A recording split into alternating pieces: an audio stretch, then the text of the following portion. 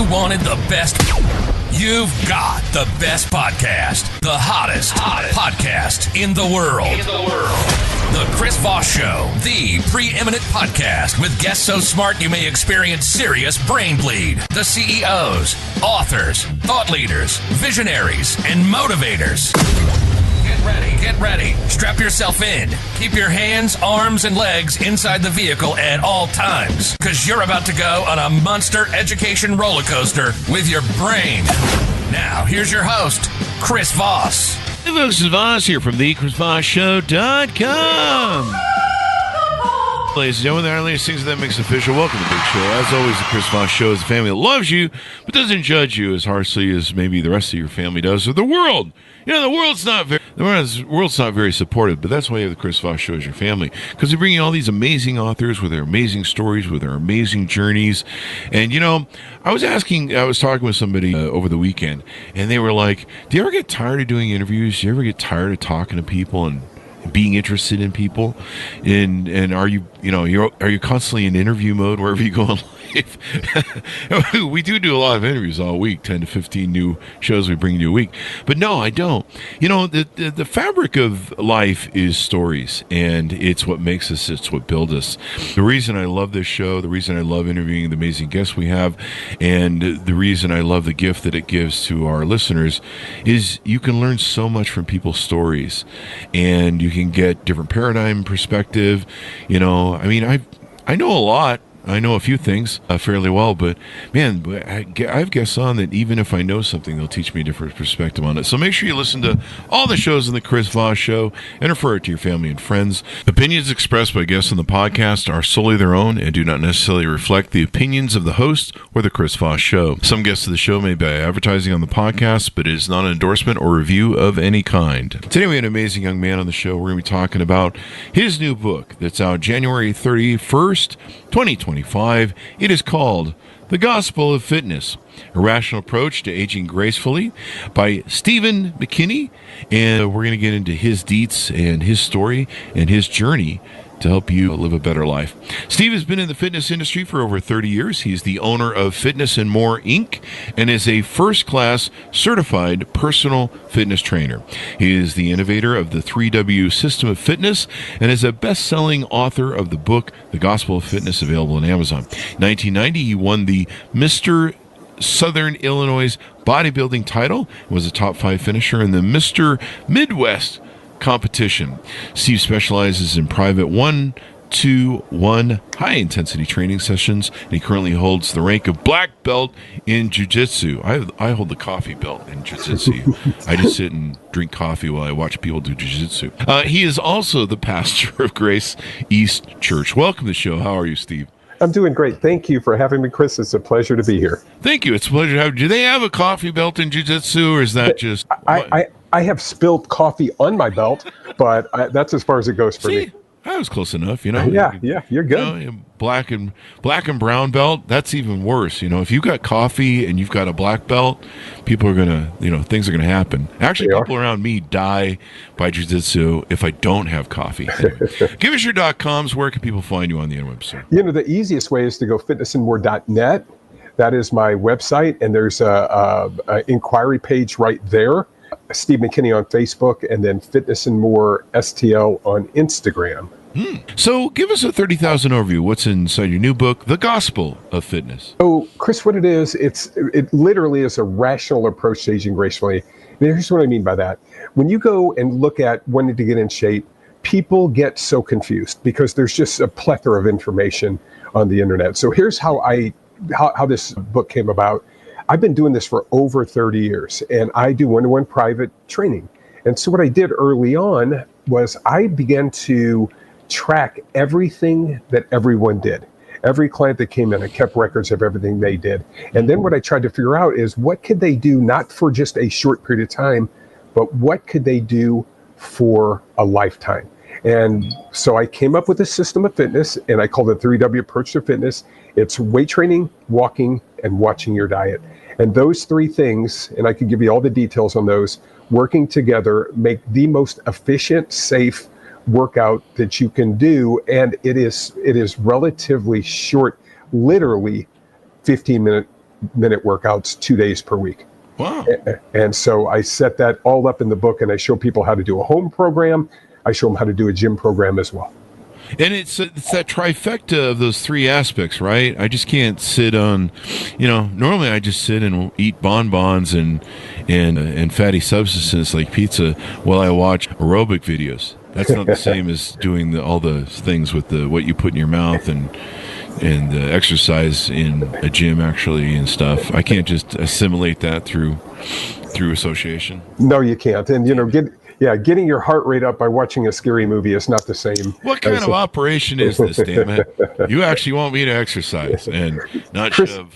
Here's the beautiful thing about it, though. Everything, it works together, integrates together. And so here's what weight training does. Weight training has one specific purpose, and that is to build muscle. And so that is the idea behind weight training. Now, for us as we age, it's as you age, your hormones change. And so for me at 64, I'm not trying to build muscle. I'm just trying not to lose any more muscle. And that is part of aging gracefully. It's so the reason that this works so well, what I do with the training program, it's called time under tension or time under load. So I keep a person, we do one set per exercise. And then we go to the next exercise. And what I do is I keep them under the load for 60 to 90 seconds. And here's why that works so well. You have 4 different muscle fiber types, Chris, and they are slow oxidative, fast oxidative glycolytic, and fast glycolytic. Now, just keep that thought in mind. There are 4 fiber types, okay? Okay. What about flabby? I have the flabby type. That'll be going to watching your diet part, because that falls in the category of body fat. Okay. So in those 4 fiber types, they are recruited what's called sequentially. So when you put them under a load, the first muscle type fatigues, the second muscle type takes over. And at about the 60 to 90 second in that area is when you get to the 4th muscle fiber type.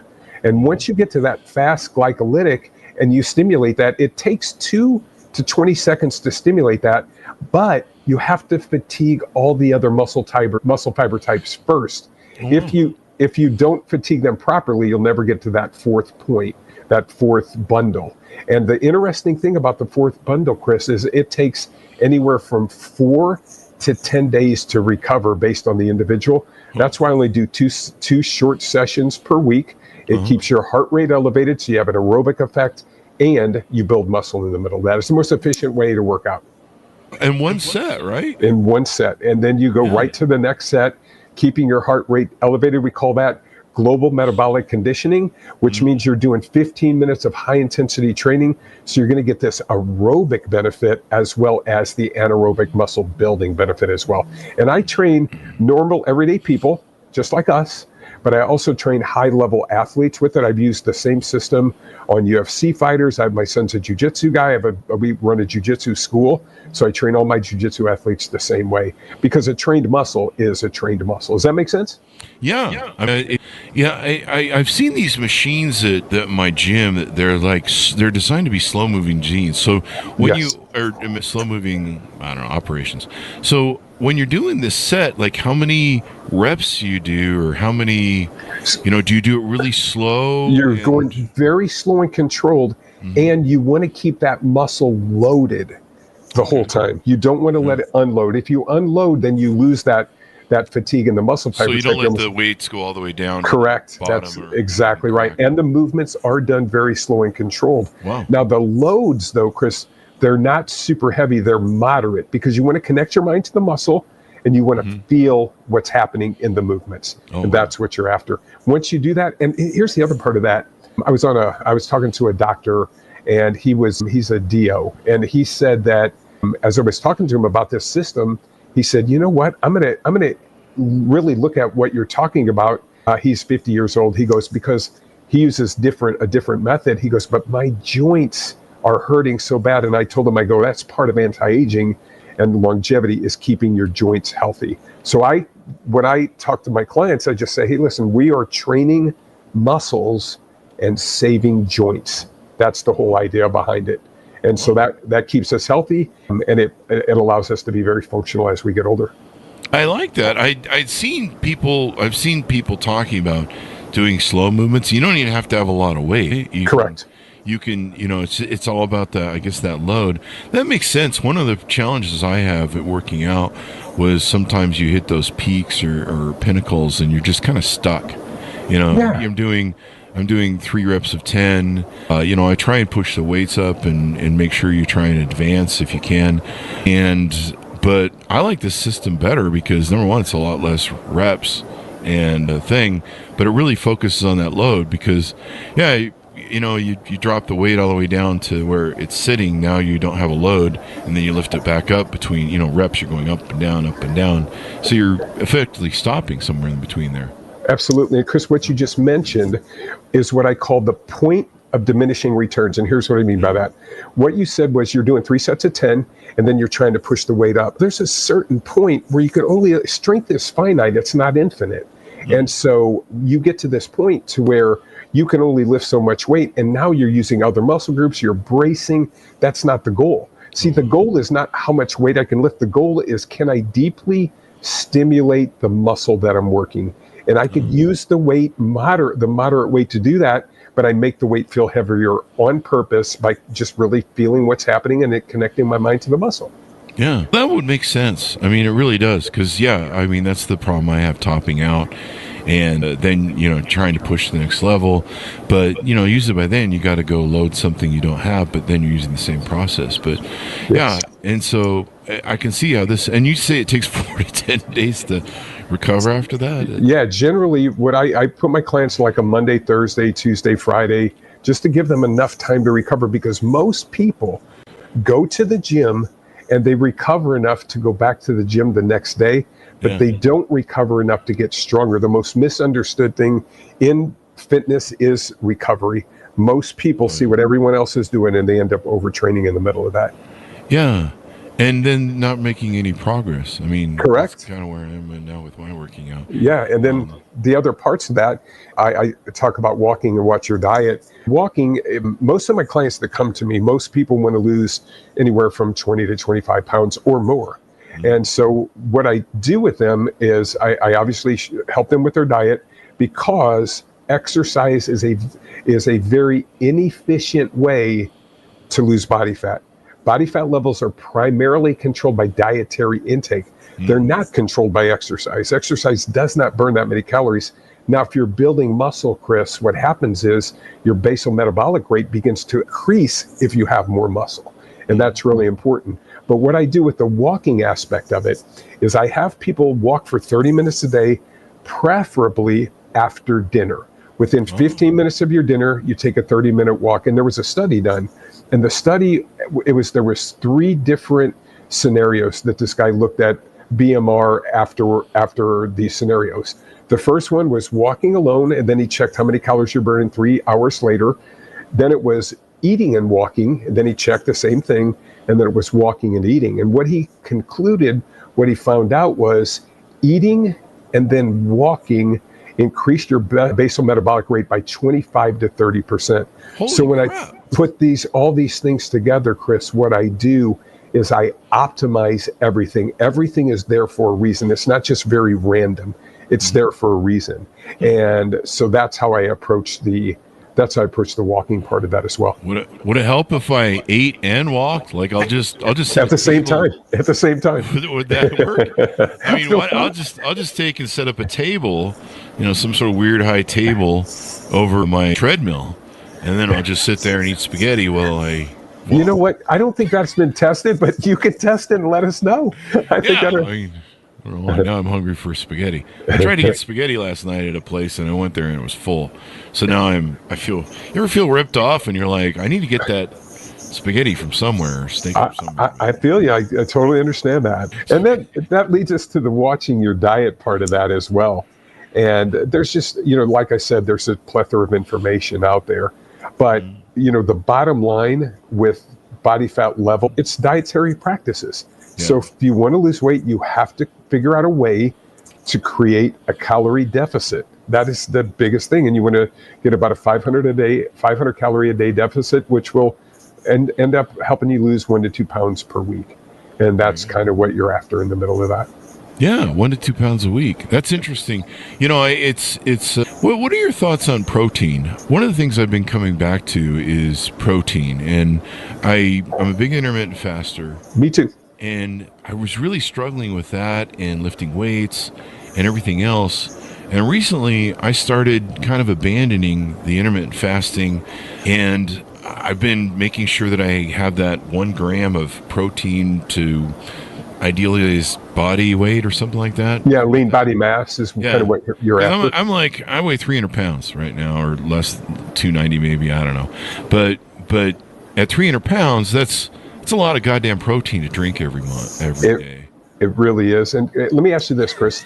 How do you feel eating that much protein? Because I don't feel good eating copious amounts of protein.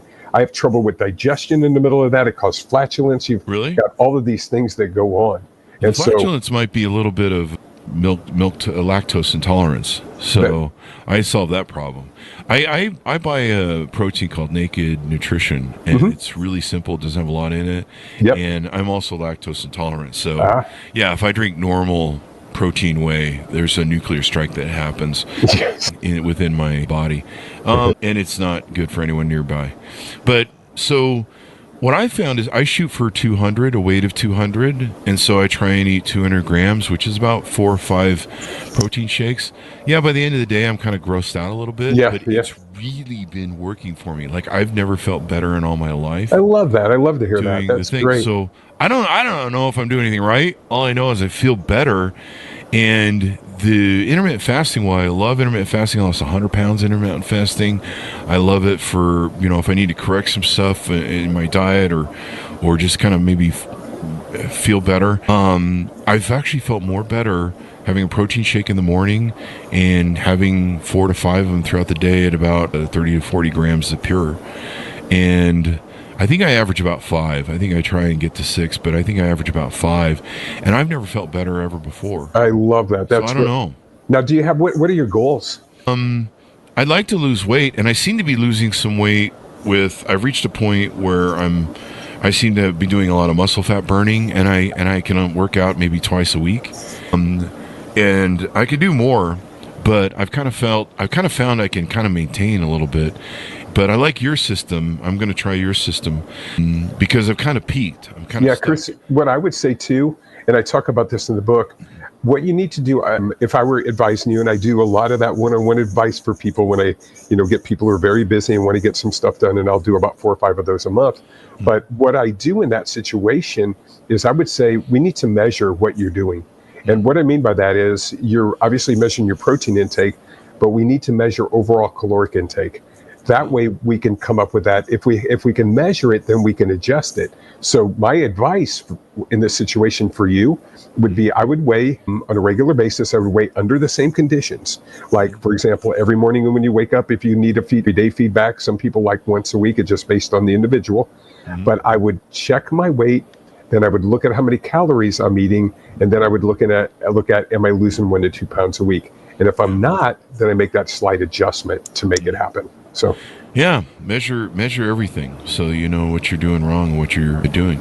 Tell us about your journey through life. You've done a lot of cool things. People like to hear the history of what people got into it. What got you into some of these fields? I know you call it the gospel of fitness. You're a preacher. Tell us about your journey through life and kind of how you got down some of these roads. Okay, so the weight training thing, it actually happened when I was like 9 years old. My grandfather took me to a place. He said, I'm going to buy you a gift for your birthday. It was some event. I think it was my birthday. And he said, we're going to Kmart. Remember Kmart? Oh, yeah. So he bought me some Alcatron weights. And they were cement weights. But I just fell in love with lifting weights, and I read all the books about it. I lifted weights 6 days a week, made no gains whatsoever. I'm 9 years old. But I stayed with that.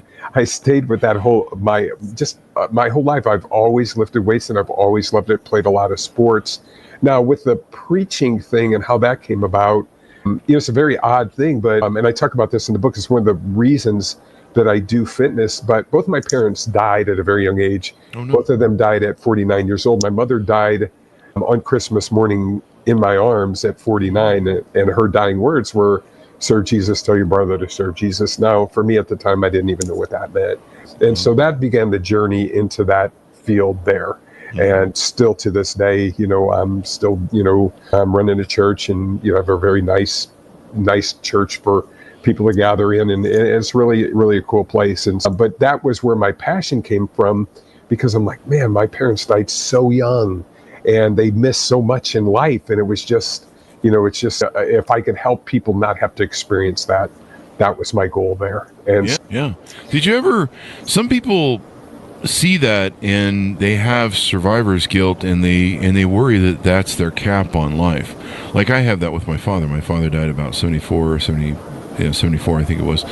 And so sometimes I look at my time that's left at, am I gonna follow my dad's DNA? And my health's much better than his by 10, 15 years at this point. And he had some things that were pretty much with him and his heart and his liver and kidneys.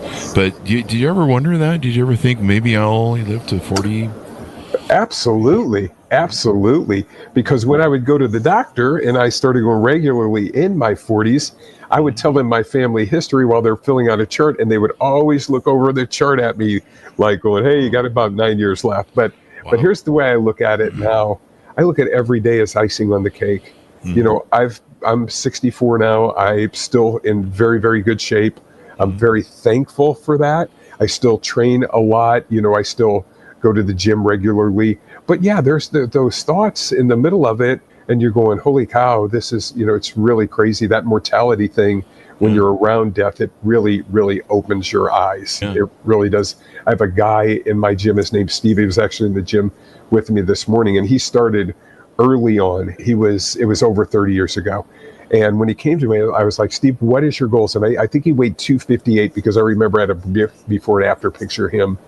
And I said, what are your goals? And he goes, I just want to be able to play with my grandchildren, because his dad died at a very young age. Wow. And so now he has, 30 years later, has 2 grandchildren, tells me stories about them all the time. So for me, I just look at that and I go, what a great accomplishment on both of our parts, being able to help him do that, and he's still in the game. Yeah. Yeah, some people, that happens with suicide too, suicide survivors. And sometimes you'll find that there'll be a generation of suicide. It's a blueprint that gets set. It's an example that gets set. It's a bad example, sadly. It's you kind of wonder, where you're at, and that's kind of one of my obsessions. But I think it shapes you in a way. Like you mentioned that you value every day. You wake up. You're very appreciative that you're above ground, and so it seems like it had an effect on you to appreciate life more. No question. I live my life with gratitude. I really honestly do. Every morning I have a journal. I journal. I always say the secret of your success is in your daily routine. And part of my journaling is I have three things that I'm thankful for every morning. And that's just part of my daily routine. And so what caused the proponent for you to write the book? So it was really odd how it happened. So I train a lot of different people. And when I take people through a workout, or I advise them in one way or another, every single time, here's what they'll say, Chris, that is the best workout I've ever felt in my life. And so what happened was, I have a private Facebook page. I call it the Gospel of Fitness Inner Circle. And in the middle of that, I have all my clients over the years. And what I do is I just add value to their lives. I just write stuff for them. I always have, fitness tips and things like that. And I was just writing this book just for my clients. I was just going to send it to them. There was a guy that I trained probably 8 years ago. We were at a conference, and I trained him, and he said, wow, that was the best workout I've ever had. And he's had me on his podcast a few times, and he's always asking me questions. His name's Pete. And one day he's asked me questions. I said, Pete, you know what? I have a book, and I'm about 90% done with it. I can just send it over to you. And he goes, I'll tell you what. He goes, please do, because we have a publishing company, and I didn't know that. And so he looked at the book, and they said, hey, yeah, we'd like to work with you. And so from there, I went back and just redid a lot of things, made sure it was how I wanted it. And then we released it on the 31st, and it immediately shot to #1 in a couple of categories. So I was pumped by that. And so I've been on a book tour in Florida. I got some local stuff I'm still doing, a lot of podcasts that I've been doing. So I'm just having a blast with it. And I love talking about this stuff. So that's where the idea of the book came about, just to get it to a broader audience, cast a wider net, and get people to understand that, hey, there, even though there's all this information out there, you can narrow it down. You can narrow down the amount of information. And that's why, like, I recently I did a session and I had several hundred people there.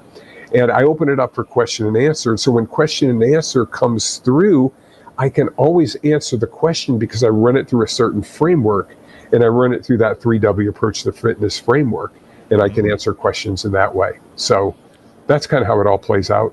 And what a journey. I mean, what an effect did the turns and trials of our lives make? Oh my gosh. And how we can do new things and stuff. So as we go out, tell us about some of the offerings you have on your website, things you do for people, how they can work with you. What we do is I do online consults for people. Mm-hmm. So that, once again, just the easiest way is that fitnessandmore.net inquiry page where you're just looking for a free intro workout. And so then what I do is I train a lot of clients. I train clients all over the country, people in Hollywood, Maryland, Washington, D.C., Alabama. And we do it just virtually, but also I coach them. So that's one way we do it. The other way, obviously, is people who buy the book, they can come into that Gospel of Fitness inner circle, and we help them out with that. And then emails are steve@fitnessandmore.net. Mm-hmm. And so those are there. But we help people in all kinds of ways. I have several different programs, but the biggest way is just that virtual training thing, so people can get just some very good advice. I just had a new client last week, and it was her first workout. She's a gym goer, and her workout took about 13 minutes, and she's like, oh my gosh, I'm so in on this. Yeah, so we work with people in that way. That's awesome. That's awesome. So give people a final pitch out to onboard with you, how they can reach out, how they can get to know you better, calls, whatever the case may be, and then also how, people can order the book. Sure. So the book is available at Amazon. It's also on Barnes & Noble online, but Amazon is the easiest way. So that's how you can get the book. I'm going to give you a final thought, too. The way I look at it, here's how I go about it. Weight training is good for your body. Walking is good for your brain. And watching your diet is good for your biology. Yeah. And those three things together seem to really work. And then if people want to inquire more, that intro workout page on fitnessandmore.net is very helpful, and we can communicate from there. Email steve@fitnessandmore.net, and then Instagram is fitnessandmorestl. Those are ways that people can reach out to me. And people who don't have time, who've gotten themselves out of shape, I can work with those people online and just make a huge difference in their life. I love how online can do this now. It's amazing. No matter where you are in the world, you can get some help. Yep. And so definitely wonderful. Thank you very much for coming on the show, Steve. We really appreciate it. Hey, Chris, thank you so much for having me. It was a pleasure. Thank you. And thanks to our audience for tuning in. Go to goodreads.com/Chris Voss and all those places we are on the internet. You can order the book where fine books are sold, The Gospel of Fitness, A Rational Approach to Aging Gracefully. And boy, do I need some more grace in aging.